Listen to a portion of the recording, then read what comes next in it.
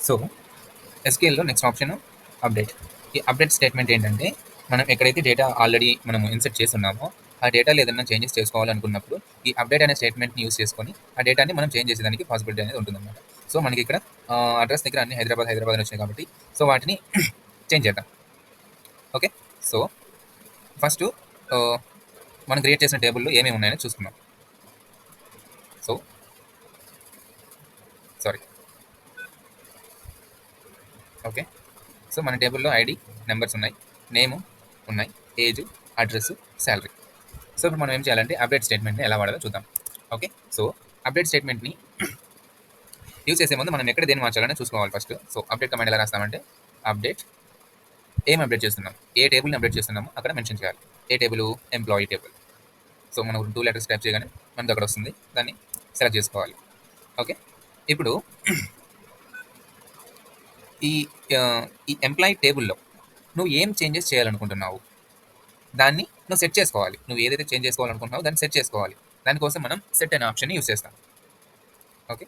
Set address. Okay. Address set address equal to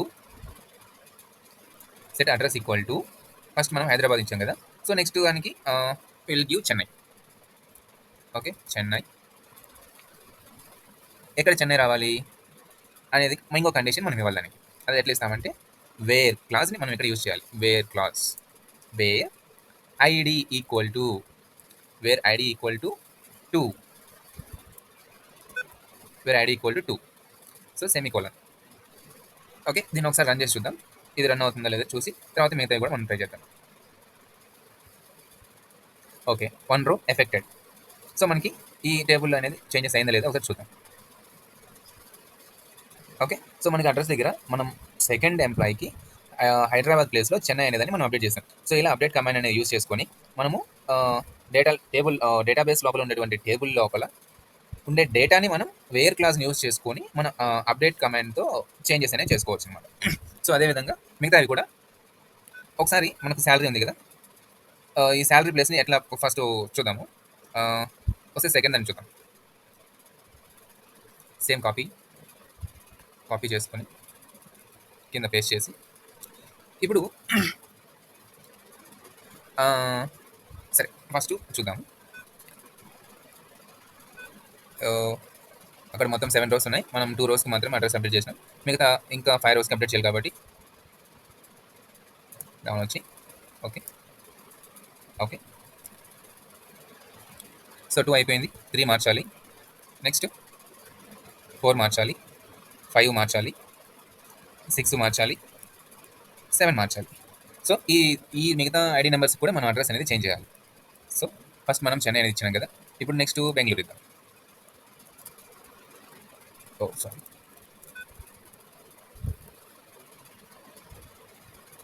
Bengaluru. B N G L U R Bengaluru. Okay. So ID number 3 ఉండే వాళ్ళ address వచ్చేసి బెంగుళూరు అని రావాలి. నెక్స్ట్ 4 అనే ఎంప్లాయీకి వచ్చేసి పూణే అని పెడదాం. నెక్స్ట్ 5 వచ్చేసి Kolkata.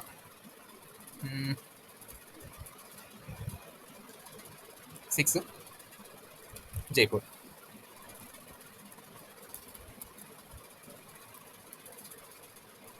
Next Lucknow. Okay. So ఈ కండిషన్స్‌ని ఒకసారి చూద్దాం. రన్ చేసి చూద్దాం. Okay. Yeah! So all rose అనేవి ఎఫెక్ట్ అయినాయి. ఒకసారి మన స్టేట్మెంట్ లోపల ఏముందనేసి చూద్దాం. మన టేబుల్ లోపల ఏముందో చూద్దాం. ఓకే. చూసారా? ఇక్కడ అడ్రెస్ దగ్గర మనం ఫస్ట్‌లో అప్డేట్ చేసినప్పుడు అన్ని హైదరాబాద్, హైదరాబాద్ ఉండింది. సో మనం అప్డేట్ కమాండ్ యూజ్ చేసి సెట్ ఆప్షన్ యూజ్ చేసి అడ్రెస్ అనే దగ్గర మనము ఏదైతే చేంజ్ చేయాలనుకున్నామో దాన్ని అడ్రెస్ అన్నిటిని చేంజ్ చేసేయడం జరిగింది.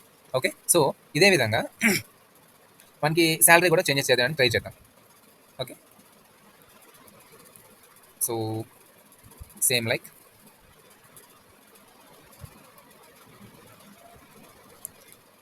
Okay. Okay. So where second employee, third, fourth, so దీన్ని ఒక్కదాన్ని రిమూవ్ చేస్తే సరిపోతుంది కదా. ఓకే. So first employee salary 3200. Next second, third, 4, 5, 6, 7 3 remaining ఎంప్లాయీస్కి మనం చేంజ్ చేద్దాం. సో అది ఎలా చేద్దామంటే చూద్దాం ఒకసారి. సో మనకి దాంట్లో ఏ కాలం చేంజ్ చేయాలనుకున్నా మనము శాలరీ అనే కాలంని మనం చేంజ్ చేయాలనుకుంటున్నాం. సో ఈ salary copy.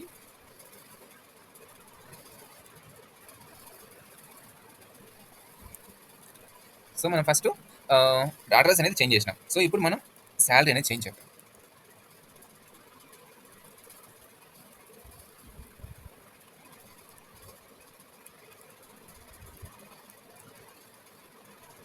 Okay. Set salary.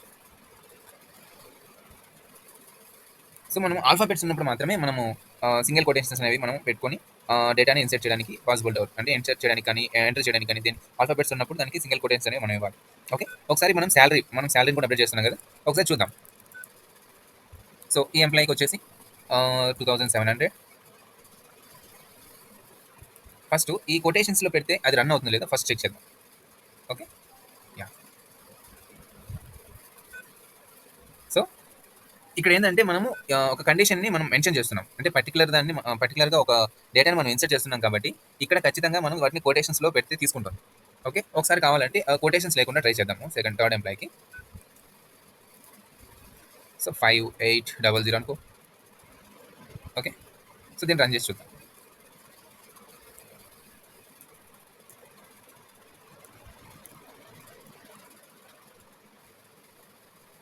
చూసారా, ఇప్పుడు మనం దాన్ని ఆల్ఫాబెట్స్ని కొటేషన్లో పెడితే మాత్రమే తీసుకుంటుంది, లేకపోతే తీసుకోదు. కానీ న్యూమరిక్స్ మాత్రం కొటేషన్లో పెట్టినా తీసుకుంటుంది, పెట్టకపోయినా తీసుకుంటుంది.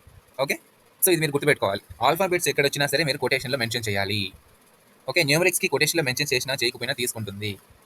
సో అది చెప్దాం అనుకుని మీకు ఇలా చూపించాను అనమాట.